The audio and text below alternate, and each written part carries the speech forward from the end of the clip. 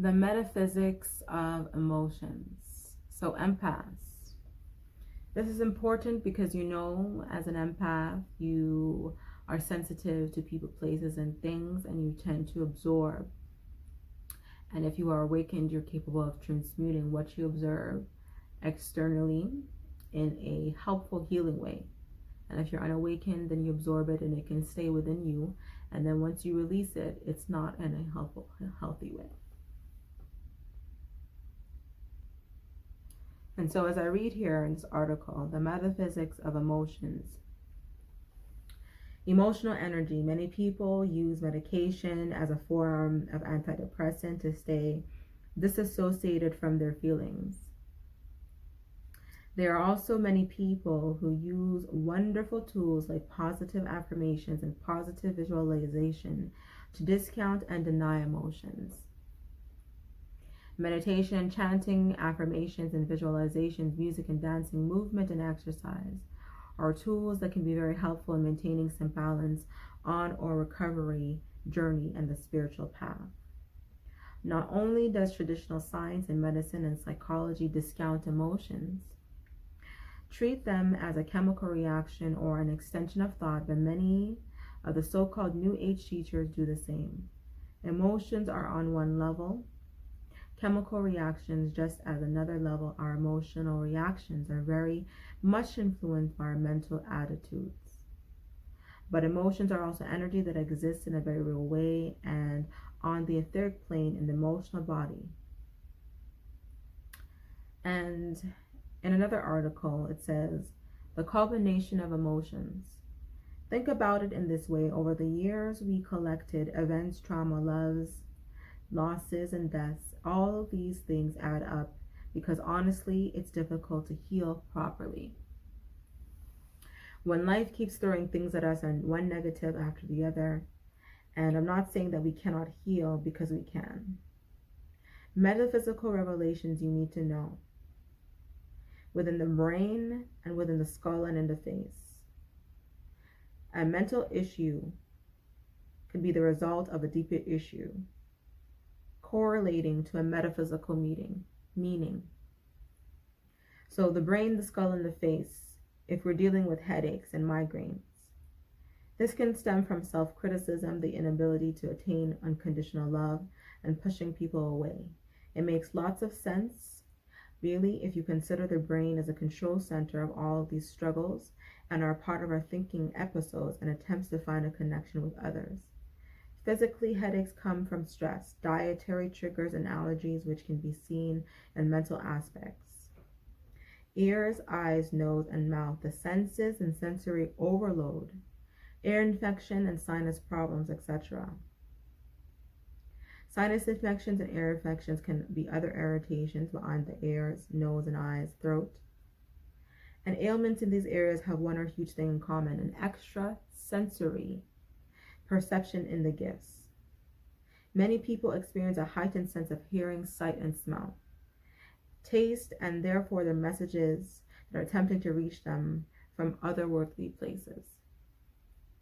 Blockages keep pressure built up because these messages are not coming through for some reason. So if we address the shoulders, it's the strained muscles or any muscular ailments. The weight of the world. Every stressor is on your mind and it gravitates towards your shoulders and neck area. This can manifest as pain. The mental blockages could include taking on too many responsibilities and having a hard time making decisions. Hands and fingers. Something that can be broken or swollen. The metaphysical meaning behind it is that with our hands and fingers revolves around dissatisfaction. So whatever your work involves, your hands and fingers will react either positively or negatively. And the solution would be to analyze your job choice. Are you being honest with yourself?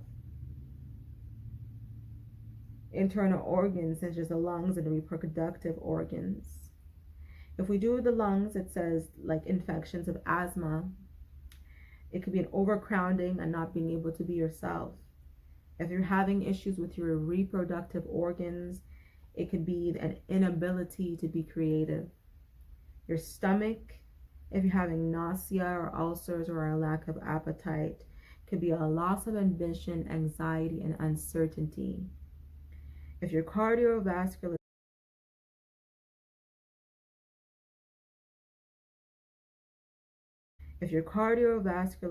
system, your heart attack, it could be a lack of commitment. It could be from depression. Your liver, in terms of inflammations, can be an imbalance of the soul, of your spirit. You might be feeling some guilt or shame. And your digestive system, if you have irritable bowel syndrome, Crohn's or constipation, and even diarrhea, this could be from stress and an inability to let things go. So I'm going to stop there because we all have the capacity to be able to go up and read and look into that. And so what I would say, I would like leave with the last part in terms of bowels being irritated and the constipation and the saying an inability to let things go. I think it's clear that that makes a lot of sense. And there are a lot of things that are said in terms of the spiritual bringing into the science, because that's what metaphysics is. It's the spiritual, the natural, the seen and the unseen, mixed with the science, the tangible, what you can prove, all of that metaphysics. And so this is why when you have things like the placebo effect that I've talked about already and will continue to address, is that it really starts with the mind. Your mind is powerful. And when we go back to the beginning where they're mentioning migraines, headaches, and it could be an issue that you're having with how you show up with people in the world and how the mind controls, how you're able to make those decisions and have that sense of control. So you see that disparity, and we know that there's certain things as the spiritual energy systems, our auric fields, and certain things where they say that if you have any ailments in the throat, it is because you're having issues with voicing your expression, being in your truth, being truthful with yourself. So you could have an ailment that disrupts your throat, your thyroid. You could be in a situation, as they said, in your womb and a lack of productivity, and it says you could be having issues with being creative. And we understand that the womb is the portal, it is the matrix. It's one of the first aspects of creation, thereafter the mind, because the mind is what creates thought and what manifests reality, and the tangible of that is when we're able to manifest and birth life through the womb. And we know that through the womb, through the stomach, in the gut, is where we feel a lot of our intuition. We feel whether we should do something or not do something, say something or not something. Something just isn't right about a person, place, or thing. It will show up in that feeling in the gut, that pressure. And so imagine living a life of constantly suppressing that, constantly going against what you know to be true in those feelings, how that will then show up in your reproductive system. So all of this is to say, we all have a choice on what we want to believe or what we want to know. However, the truth is not contingent upon our belief. It simply stands, and we all have the due diligence to do our work, to go find out how intrinsically true these things and how they show up within our lives. What I can express for myself, I personally, as I say, do not need to quantify things in order for them to be true for me. As an empath, you hear things, and in the unseen, you just pick up on things, and so you go with that. And oftentimes, you are shown how you are right to go with that feeling. And it's when we don't go with our intuition how we experience the ramifications of that.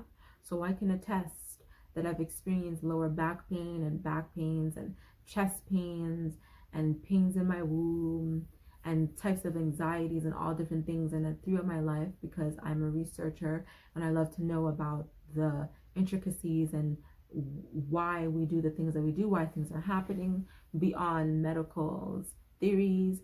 And I have discovered each time that I can relate to what the meaning behind my affliction, my ailment, my pain has been. And through adhering to the solution-oriented aspect of that, I was able to find healing within myself.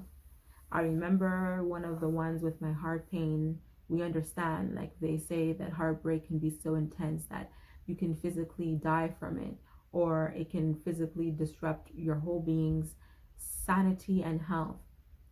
And I've had that experience where I've had a heart pain, and it was not because of a heartbreak.